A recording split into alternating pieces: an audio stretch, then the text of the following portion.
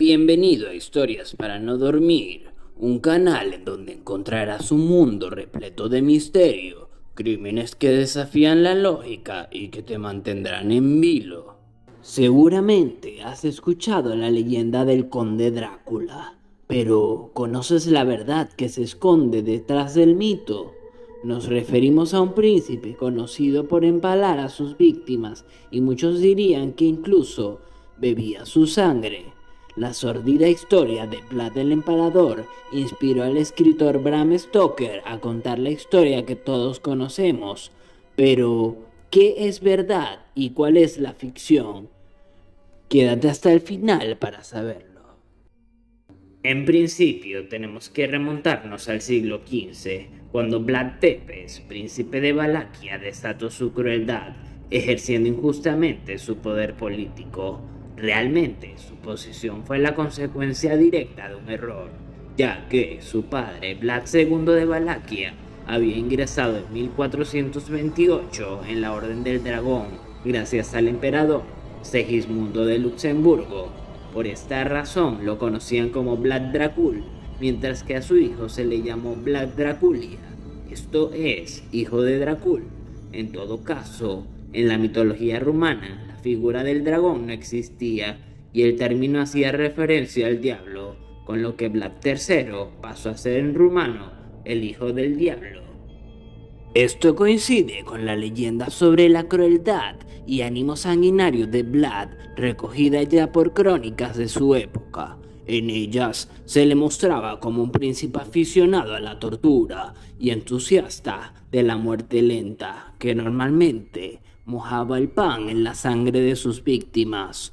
Se calcula que en sus 3 periodos gobernando, que representan apenas 7 años, exterminó a unas 100.000 personas, en la mayoría de las ocasiones usando la técnica del empalamiento. Por tal motivo se le conoce desde el siglo XVI como Vlad Tepes, esto es, Vlad el Empalador.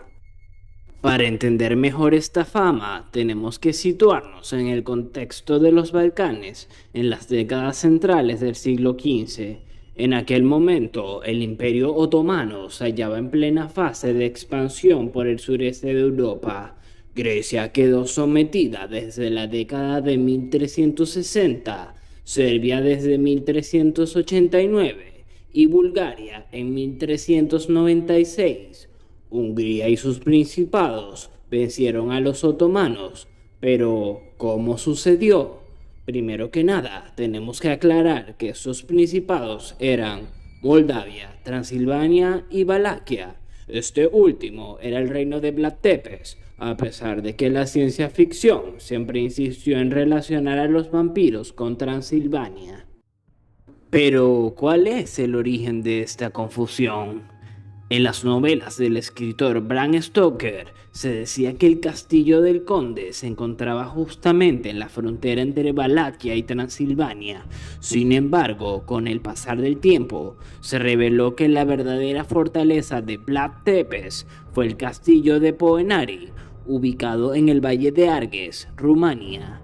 Dracul, su padre, solía gobernar. Sin embargo, en ese tiempo perpetró un sinfín de actos atroces.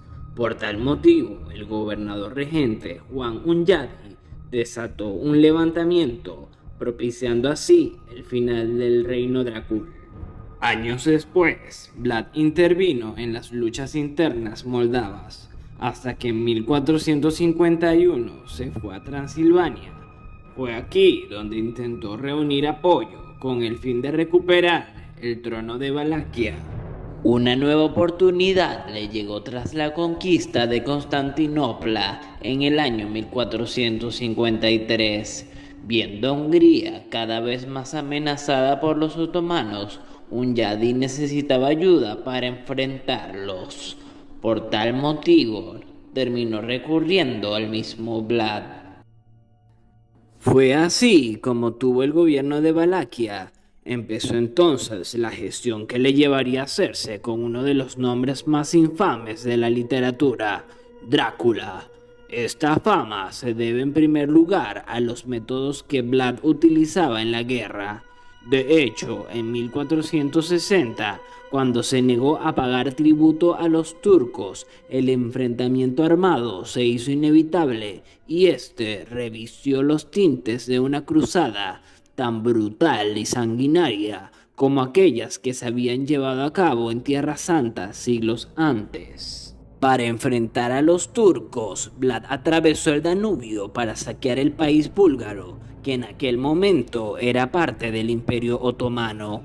Una vez finalizada la campaña, el conde le envió al rey húngaro Matías Corvino 2 sacos llenos de orejas, narices y cabezas, acompañados de una carta en la que decía: si Dios Todopoderoso escucha las oraciones y los ruegos de la cristiandad, si favorece los ruegos de sus piadosos servidores, nos concederá la victoria sobre los infieles enemigos de la cruz. Como dato curioso, el empalador se veía a sí mismo como un cruzado, un mensajero de Jesús. Al respecto, la nobleza boyarda se mostró desafecta, cuidándose de tomar partido alguno en la guerra contra los turcos. Mientras tanto, los colonos alemanes protagonizaron diversas revueltas, de ahí que, como brazo ejecutivo de la justicia, Vlad impusiera la disciplina con crudeza, castigando duramente a los delincuentes y sofocando rebeliones. Las sangrientas ejecuciones de sus víctimas resultaban ejemplares y contribuían a imponer el orden. De alguna manera podría decirse que su máxima era que el terror traía consigo la obediencia. Ciertamente, su práctica favorita consistía en empalar a sus víctimas. Sin embargo, los datos recopilados apuntan a que Vlad llegaba a extremos de macabro refinamiento, prolongando la agonía de sus condenados y usando los cuerpos de los empalados como terrorífica advertencia.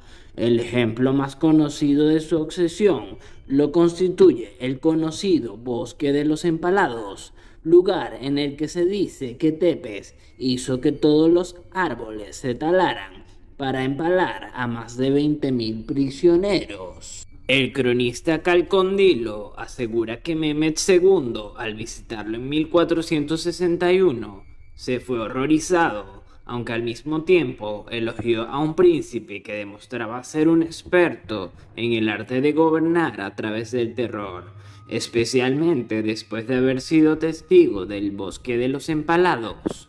En 1462, Vlad perdió ante los turcos. Pasó 12 años como prisionero en una cárcel húngara, hasta que en 1476 recobró su utilidad como candidato al trono de Valaquia. Sin embargo, ya había sido sentenciado. Finalmente, los turcos exhibieron su cabeza cercenada en Estambul y su cuerpo fue sepultado en el monasterio del lago Snagoi. ¿Qué te ha parecido nuestro video sobre los orígenes del Conde Drácula? ¿Te ha gustado?